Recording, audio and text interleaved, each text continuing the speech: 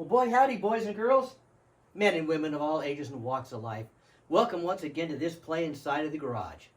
I'm going to make a little sort of blues Saturday, but it's going to be more of a blues comparison Saturday. We're going to check out that guitar that I've been griping about, and you can hear me re-gripe a little bit. I'm going to show you a different guitar that you may have never seen if you haven't watched any of my old videos. But first, I'm going to make a shameless plug once again for my pal Mike Tunn's new book. Mike Tunn, his new book. He just got this published, and for folks that like Strats, Tellys, Fender stuff of all makes and kinds, this is a great book.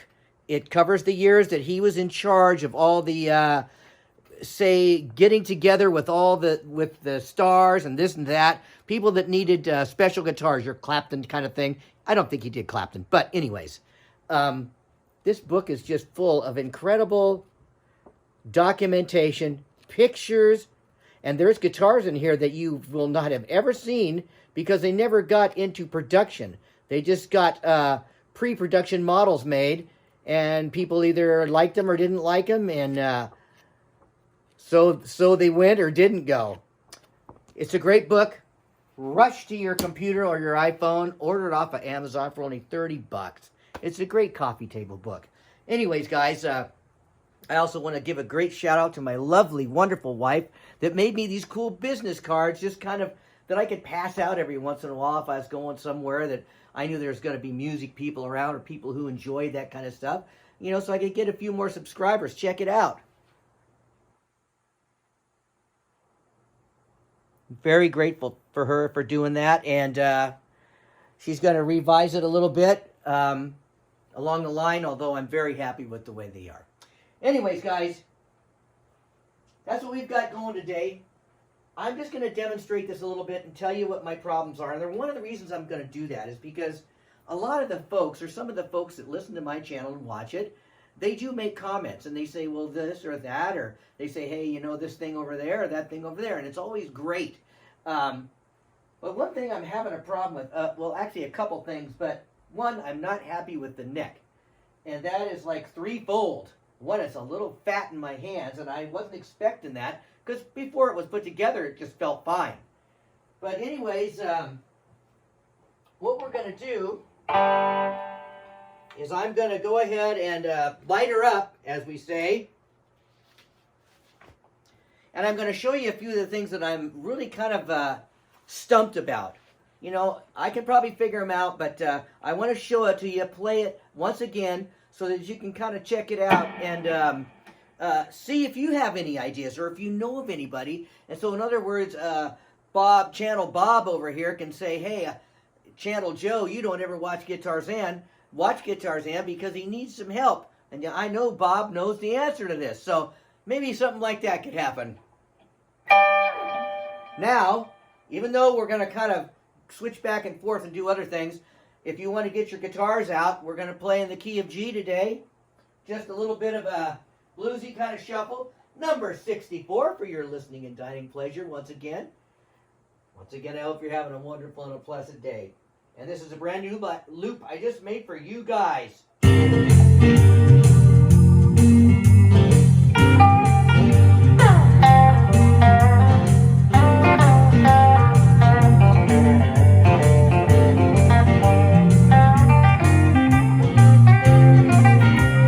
See how weak that string is? Bass string is.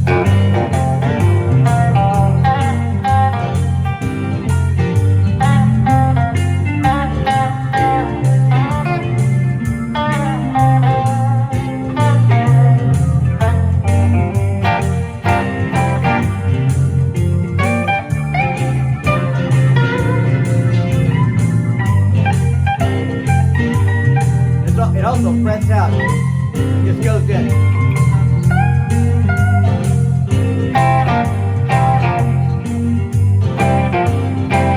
Those are some really high output pickups.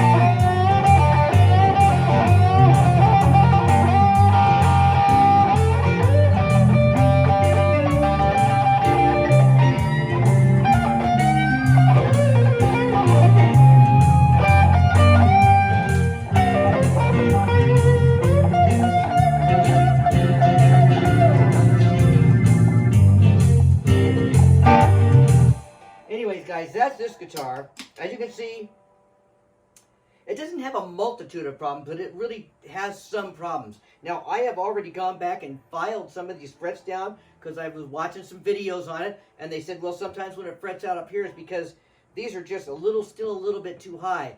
And also, but the thing is, they're kind of high off the neck to start out with. They're way higher than any other guitar I have. I don't know if trying to, release a little more on the neck is going to help. But I'm just not sure. I'm kind of stumped. So if you guys know anybody who's an expert, heck, let me know. A little expert advice never hurt anybody. Now, let's get this puppy out. And it seems to me that when I can go to YouTube Studio, and that gives you a lot of specs and technical points on how much your videos are watched and how long they're watched and how many videos from the past have been viewed. And a lot of my older videos really haven't been viewed all that much. A little bit, but not a lot. So there's guitars that I've shown, played, reviewed that you guys have probably never seen for the most part. So after I get back from my little trip I'm going to take, I'm hoping that maybe I'll just go through and start running through some of these guitars I've made. I did not make this. This is my Steve Spalding Strat. This is the best guitar I own.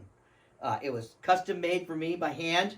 Every single part of it except for the neck. This is a Warmoth neck that was meant to bolt on, but they glued it in. And so Steve did a great job on this in about 1985 or 4, I think.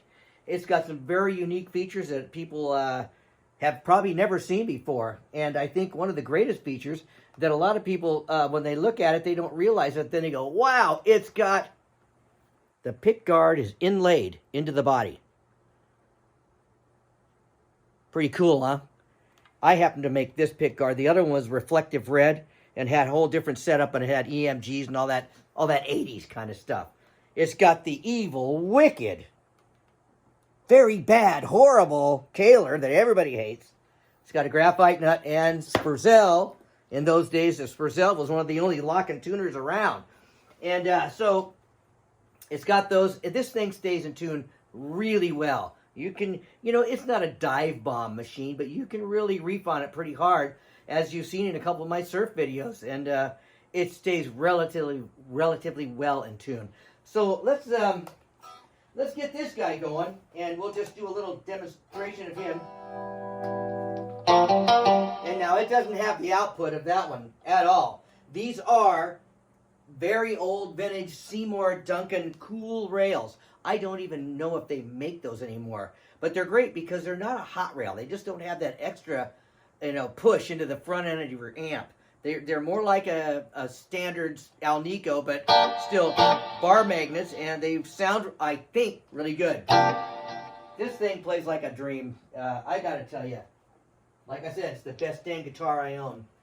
And here's a couple other really quick things about it that you'll get a kick out of maybe, especially if you're a working musician. When I got this from Steve, when it was brand new, this area right here, this white area is exactly what it looked like. It was white, pearl, silver, white. And it only took about a month for it to turn nicotine yellow from playing all the bars I played in. And it's got nothing to do with a bad finish job. It's just the way it happened. In those days, everybody was having a smoke, we were working in bars with cigarette smoke and asbestos shielding tiles. Go figure, we all don't have, some kind of terrible COPD. Anyways, let's start this back up again and play this guy for a while, just for the fun of it.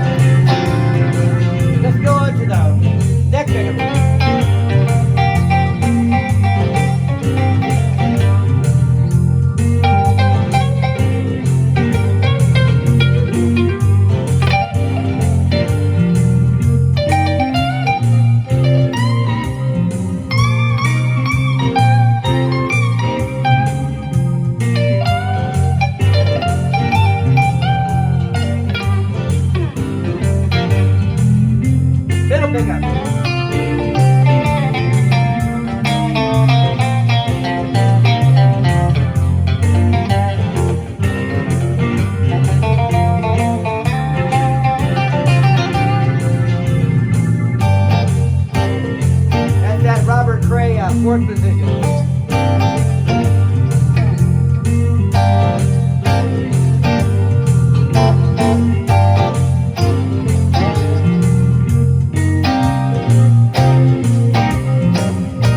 Very nice rhythm sound.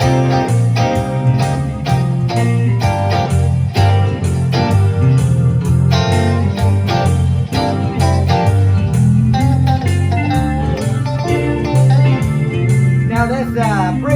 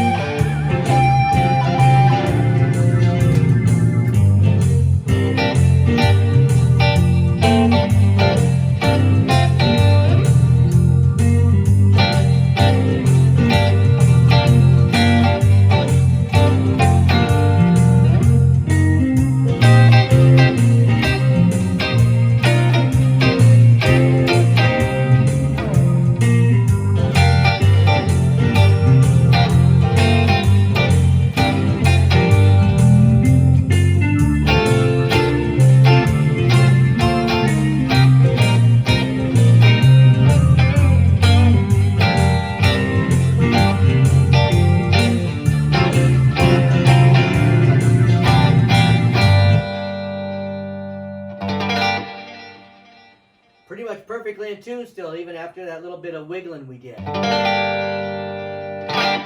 can see why I really love this guitar. But I really love making guitars, putting kits together and modifying them and all that stuff. But I wouldn't do something like that to that. It's already perfect. Anyways, guys and gals, once again, I'm going to be gone for a while. So I don't know what's going to happen video-wise, if I'll make any videos while I'm gone or any more before I leave. But anyways, that being said, leave some comments if you feel so moved, or if you have any idea what could be wrong as far as just all the high string, the little string just fretting out real bad, you know. And I understand I can go on there and, you know, file those frets down a little more, but I'm just not sure if that's what it is.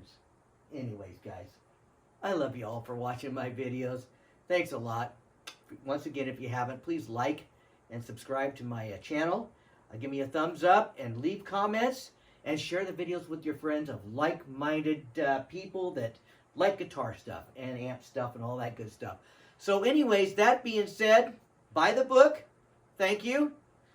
Take a good look at the card so you'll know certain facts of life. And I will see you guys later in the next video. Don't forget, that's right, pray for your country no matter what country it is. Pray for the world. Pray for your friends that need medical attention. Our thoughts, our prayers need to go to the Father. And hopefully straighten out some of the things that are a little crooked in this world these days. Love you all again. See you later. Bye-bye.